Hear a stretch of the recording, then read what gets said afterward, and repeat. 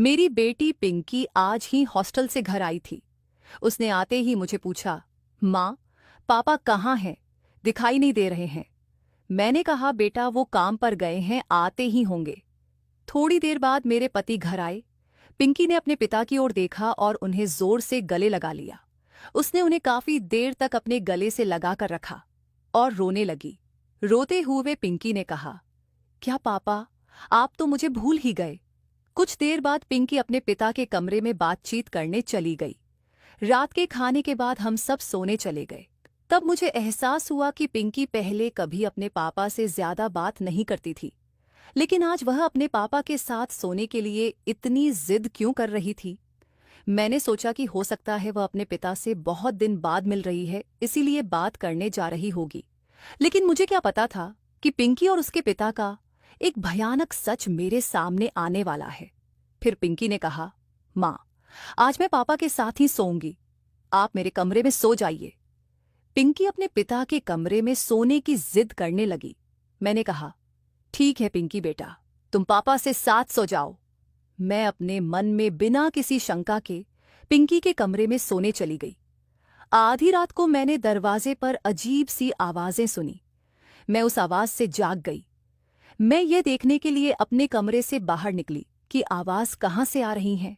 तभी मैंने देखा कि मेरे पति के कमरे की लाइट जल रही है। अब मैं पिंकी को चिल्लाते हुए सुन सकती थी।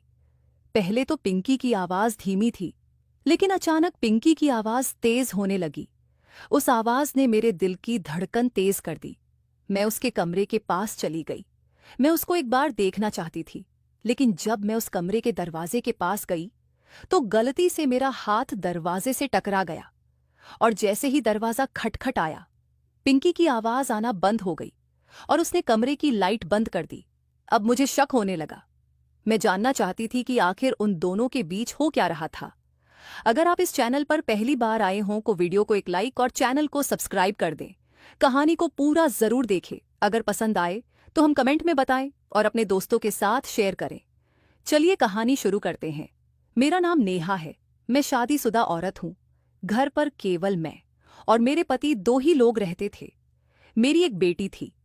हम दोनों चाहते थे कि हमारी बेटी पढ़ लिख कर अच्छी नौकरी करे। मेरी बेटी का नाम पिंकी है। हमारी इकलौती बेटी है। उसकी उम्र 18 वर्ष थी। पिंकी घर से बाहर हॉस्टल में रहकर पढ़ाई करती थी। गर्मी की छुट्टियों में जब वह कुछ दिनों के लिए घर आई थी, तब उसने अभी 12वीं पास की थी। हमने उसे पढ़ने के लिए दूसरे शहर भेज दिया था। पिंकी आज लगभग साल भर बाद घर आई थी। जैसे ही पिंकी घर आई तो मैं उसे देखती ही रह गई, क्योंकि पिंकी जो पहले पतली थी, अब शरीर से बहुत मजबूत हो गई थी। मैंने मुस्कुराकर अपनी बेटी का स्वागत किया। मैंने उससे कहा, बेटी, तुम्हार सेहत में बहुत सुधार हो गया है। लग रहा है हॉस्टल में खाना अच्छा मिल रहा है। उसने तुरंत कहा कि ऐसी कोई बात नहीं है माँ, आप मुझे बहुत दिनों बाद देख रही हैं, तो इसलिए ऐसा लग रहा है। पिंकी आते ही घर में देखने लगी और उसने मुझसे पूछा, मम्मी पापा कहाँ पर है? मेरे पति का कपड़ों का बिजनेस था, इसलिए वे लंबे समय तक बाहर ही रहते थे। तो उसने कहा, ओ माँ, मेरे पैर में चोट लग गई है, इसलिए मुझे चलने में परेशानी होती है। अब क्या आप मुझसे प्रश्न ही करती रहेंगी या मुझे फ्रेश भी होने देंगी? आप कितने प्रश्न पूछती हैं? कुछ देर बाद पिंकी फ्रेश होकर बाहर आई। उस वक्त हम दोनों साथ बैठकर चाय पी। अगली सुबह पिंकी के पापा यानी मेरे पति घर आए। पिंकी ने अपने पिता की ओर देखा और उन्हें जोर से गले लगा लिया। उसने उन्हें काफी देर तक अपने गले से लगाकर रखा और रोने लगी। रोते हुए पिंकी ने कहा, क्या पापा, आप तो मुझे भूल ही गए। कुछ देर बाद पिंकी अपने पिता के कमरे में बातचीत करने चली गई। रात के खाने के बाद हम सब सोने चले गए। तब मुझे एहसास हुआ कि पिंकी पहले कभी अपने पापा से ज्यादा बात नहीं करती थी, और लेकिन आज वह अपने पापा से बात करने के लिए इतनी जिद क्यों कर रही थी। मैंने सोचा कि हो सकता है वह अपने पिता से बहुत दिन बाद मिल रही है, इसलिए बात करने जा रही होगी। लेकिन मुझे क्या पता था कि पिंकी और उसके पिता का एक भयानक सच मेरे सामने आने वाला है। फिर पिंकी ने कहा, माँ, आज मैं पापा के साथ ही सोऊंगी, आप मेरे कमरे में सो जाइए। पिंकी अपने पिता के कमरे में सोने की जिद करने लगी। मैंने कहा, ठीक है पिंकी बेटा, तुम पापा से साथ सो जाओ। मैं अपने मन में बिना किसी शंका के पिंकी के कमरे में सोने चली गई। आधी रात को मैंने दरवाजे पर अजीब सी आवाजें सुनी। मैं उस आवाज से जाग गई। मैं यह देखने के लिए अपने कमरे से बाहर निकली कि आवाज कहाँ से आ रही है। तभी मैंने देखा कि मेरे पति के कमरे की लाइट जल रही है। अब मैं पिंकी को चिल्लाते हुए सुन सकती थी। पहले तो पिंकी की आवाज धीमी थी, लेकिन अचानक पिंकी की आवाज तेज होने लगी। उस आवाज ने मेरे दिल की धड़कन तेज कर दी। मैं उसके कमरे के पास चली गई। मैं उसको एक बार देखना चाहती थी, लेकिन जब मैं उस कमरे के दरवाजे के पास गई तो गलती से मेरा हाथ दरवाजे से टकरा गया, और जैसे ही दरवाजा खटखट आया, पिंकी की आवाज आना बंद हो गई और उसने कमरे की लाइट बंद कर दी। अब मुझे शक होने लगा। मैं जानना चाहती थी कि वहां क्या हो रहा था। मेरी समझ में नहीं आया। मुझे लगा कि मैं सोकर सपना तो नहीं देख रही हूं। अब आवाज आना बंद हो गया था। मैंने धीरे से कमरे का दरवाजा खोला। तभी धीमी रोशनी में मैंने पिंकी और उसके पापा को देखा। वह आराम से सो रहे थे। मुझे लगा कि मैं सपना तो नहीं देख रही थी। तब मैं कमरे में जाकर सो गई। अगली सुबह मैं थोड़ा जल्दी उठ गई। मेरे पति को काम के लिए बाहर जाना था, तो मैंने उन्हें नाश्ता दिया और फिर पिंकी को जगाने गई। पिंकी को जगाने के बाद उसे दूसरे कमरे में जाते हुए देखा। पिंकी थोड़ा लंगड़ाकर चल रही थी और उसका चेहरा बिल्कुल सूखा लग रहा था। ऐसा लग रहा था कि मानो वह बहुत थक गई हो। मैंने उससे कहा, पिंकी तुम फ्रेश होकर आओ और मैं नाश्ता लगाती हूँ। हमें आज बाजार में खरीदारी करने जाना है। चलो आज साथ मिलकर शॉपिंग करने चलते हैं। तब पिंकी ने कहा कि माँ, आज मुझे बहुत थकान महसूस हो रही है। मैं बाजार में नहीं जा सकूंगी। आप अकेले ही बाजार चले जाओ। मैं दोपहर तक आराम करना चाहती हूँ। पिंकी के मना करने के बाद मैं घर का कुछ काम निपटा के बाजार चली गई। बाजार से लौटने के बाद मैं चाबी से घर का दरवाजा खोला। मुझे लगा कि पिंकी आराम करना चाहती थी। वह अपने कमरे में आराम कर रही होगी। मैंने दरवाजा खोला और हाथ में शॉपिंग बैग लेकर अंदर चली गई। मैं उन थैलों को एक तरफ रखकर अपने साथ लाई। कुछ सब्जियां रसोई में रखने चली गई। जैसे ही मैं रसोई की ओर जा रही थी, मुझे रसोई से फुसफुसाने की आवाज सुनाई दी। मुझे लगा कि पिंकी पानी पीने के लिए उठी होगी। जब मैं किचन में गई तो सामने जो देखा उसे देखकर मैं हैरान रह गई, क्योंकि उस समय मैंने देखा कि पिंकी अपने हाथ से आटा गूंथ रही थी और उसके पिता उसके पीछे खड़े होकर उसे आटा गूंथने में मदद कर रहे थे। मैंने कभी नहीं सोचा था कि मेरा पति अपनी बेटी के साथ ऐसा कुछ कर सकता है। वे दोनों बेखबर लग रहे थे। उन्होंने अपने रिश्ते की सीमाएं भी नहीं देखी। मैं ये सब देखने के लिए कि वास्तव में उनके साथ क्या हो रहा था।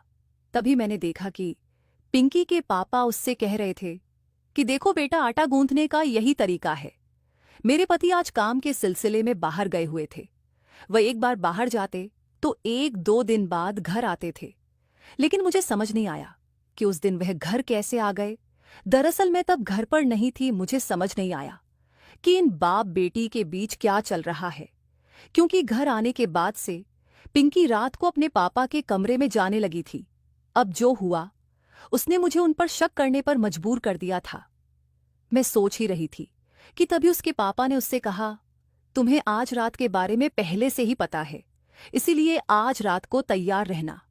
इसका मतलब मैं समझ नहीं पा रही थी कि आखिर मेरे पति पिंकी से क्या करना चाहते थे, क्योंकि काफी समय से पिंकी रात को मेरे पति के साथ उनके कमरे में ही सोती थी कि आज रात मुझे अपनी कल्पना से भी अधिक भयानक दृश्य देखने को मिलेगा। इसका मुझे कोई अंदाजा नहीं था।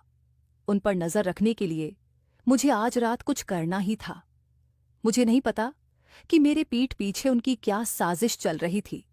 मैंने अपने पति और बेटी को अपनी आंखों से एक साथ कमरे में जाते देखी और सोचने लगी कि आज रात को दोनों क्या करने वाले हैं।